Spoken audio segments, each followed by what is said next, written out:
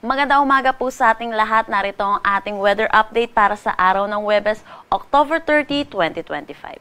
Discuss po muna natin itong ating satellite image. Sa ngayon, meron tayong northeast monsoon or amihan at easterlies, which is yung mainit at malinsangan na hangin na nanggagaling sa dagat Pasipiko. Dulot ng interaction netong dalawa nating weather system, ito ay nagre-resulta sa tinatawag nating shear line. Ito po yung magiging resulta po kapag nagkakaroon po tayo ng banggaan ng malamig at mainit na hangin. Itong shear line natin, posible itong magdala ng mga pag-ulan, lalo na dito sa malaking bahagi ng Luzon.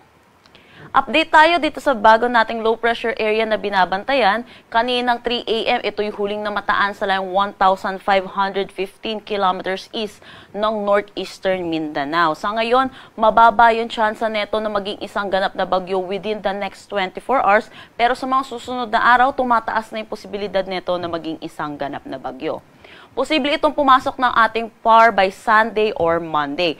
Sa ngayon, meron tayong dalawang senaryo para dito sa ating low pressure area or yung magiging bagyo natin. Posible itong mag-generally move northwestward at posibleng mabagal itong kikilos or almost stationary dito sa Philippine Sea dahil sa interaction neto sa isang stationary front. Dulot po neto, inaasahan po natin mabagal ang kanyang pagkilos, kaya posibleng landfall pa niya ay dito sa may northern Luzon by Sunday or November 9. Pangalawang senaryo naman po natin, ito naman po yung medyo mabilis yung kanyang pagkilos. Ito ay generally mag-move west-northwestward at posible ang kanyang landfall dito sa may Eastern Visayas by November 4. Pero sa ngayon po, malayo pa po itong low pressure area natin, kaya marami pa po ang posibleng magbago dito para sa ating track. Kaya ugaliin po natin mag-check lagi ng updates ng Pag-asa at tumutok po tayo sa mga nilalabas po natin sa ating mga social media pages. Para sa magiging panahon natin ngayong araw dito sa Luzon, inaasahan natin dulot na itong shear line, which is yung salubungan ng mainit at malamig na hangin. Magdadala ito ng mga kalat-kalat na pag-ulan dito sa may Isabela, Aurora, Calabarzon, pati na rin dito sa atin sa Metro Manila. Samantala, dulot naman ng Intertropical Convergence Zone or ITCZ, mataas din ang tsansa ng mga kalat-kalat ng pag-ulan dito sa may Bicol Region, pati na rin dito sa may Mimaropa. Dulot naman ng northeast monsoon, makakaranas ng maulap na papawirin na may mga pag-ulan dito sa Batanes, Cagayan, pati na rin sa may Ilocos Norte.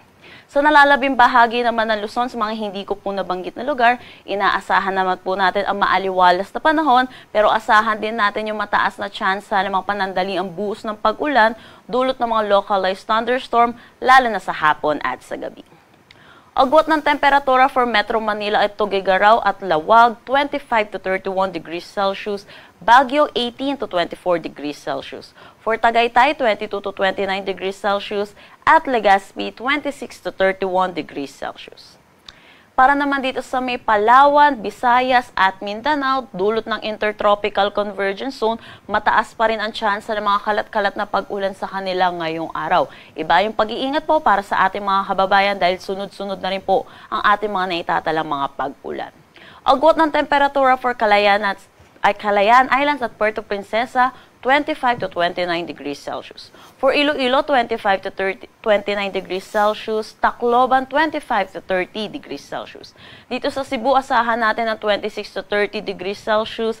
Zamboanga, 25 to 31 degrees Celsius. Cagayan de Oro, 23 to 30 degrees Celsius. At Davao, 24 to 31 degrees Celsius. Wala na tayong nakataas na anumang gale warning sa anumang seaboards ng ating bansa. Ang sunrise mamaya ay 5:51 a.m. at ang sunset mamaya ay 5:29 p.m. Para sa karagdagang impormasyon, bisitahin ang aming mga social media pages at ang aming website pag-asa.tost.gov.ph.